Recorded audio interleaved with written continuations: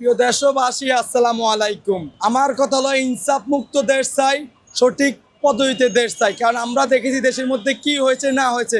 আমরা নতুনভাবে বাংলাদেশ গড়াতে চাই। এই জন্য আমি মূলত বাংলাদেশ জনকল্যাণ পার্টির চেয়ারম্যান, এমনকি প্রধানমন্ত্রীর পদপ্রার্থী।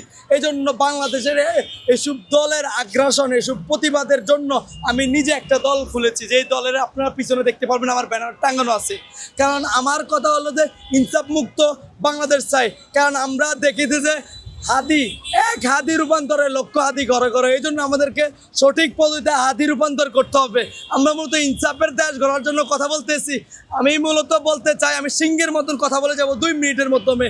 আমি কতদিন বাঁচি আমার কোনো বাঁচার কোনো নির্ধারণ নাই, আল্লাহ তাআলা আর কেউ বলতে পারে না। এই জন্য কথা বলতে চাই। আমি আজকে নির্বাচন অফিসে গেছি। আমার দল বাংলাদেশ জনকল্যাণ পার্টি, আমি ওই দলের চেয়ারম্যান। আমার দলে কেন নিবন্ধন দেয় নাই নির্বাচন অফিসার, এবং কি আমার দলের প্রার্থীদেরকে তাই সে আপনার ভোটের আওতা আনতে চায় না, কারণ আমার দলকে সে নিবন্ধিত বাতিল করছে। এই জন্য আমি নির্বাচন অফিসে গেছি।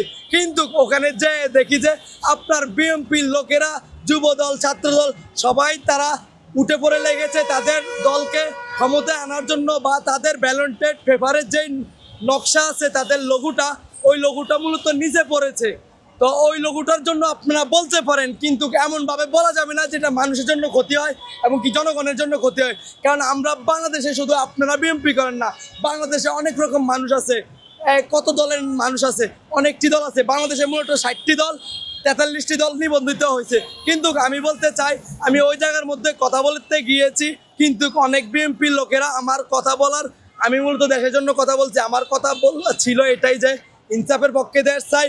বিএনপি হোক, জামাত হোক, আপনার জাতীয় পার্টি হোক, আমরা কোনো দলকে চাই না। যদি সেই দল ভালো কিছু করে তাহলে অবশ্যই ওই দলকে আমরা সাপোর্ট করব।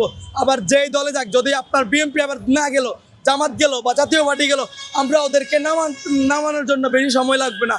এই জন্য এইসব কথাবার্তা বলছি। আমাকে বিএনপির লোকেরা দাওয়া করেছে, ওই দাওয়াতে আমি তাড়াতাড়ি চলে আসছি, কারণ আমার উপরে হামলা করলে তো আর বক্তব্য দিতে পারবো না। এই জন্য আমি চলে আসছি।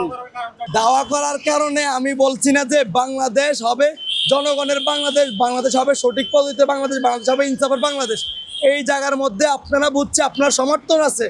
আপনারা যে এবার ক্ষমতায় আসার জন্য যেভাবে পায়তারা শুরু করছেন, যে আপনাদেরই আসতে হবে, আপনারা ব্যালেন্সের পেপারটা সমস্যা, এই সমস্যা আপনাদের যুব দলের নেতারা সমস্যা করে। ওইসব সমস্যার কথা আমরা বললে আমাদের বিরুদ্ধে আপনারা লাগার জন্য পায়তারা শুরু করবেন, আর আপনাদের দোষের কথা বললে আপনাদের মাথা গরম হয়ে যাবে। এটা কেন? আমি চাইতেছি ইনসাফের বাংলাদেশ, সঠিক পদ্ধতিতে বাংলাদেশ। এই জন্য আমি ইনসাফভাবে কথা বলবো, কারণ আমার বেশি দিন বাঁচার দরকার নাই। কারণ আমি সঠিক পদ্ধতিতে বাংলাদেশে বাঁচতে চাই। লড়াই চাই, লড়াই করে বাঁচতে চাই। বাংলাদেশ জনকল্যাণ পার্টি জিন্দাবাদ, জিন্দাবাদ।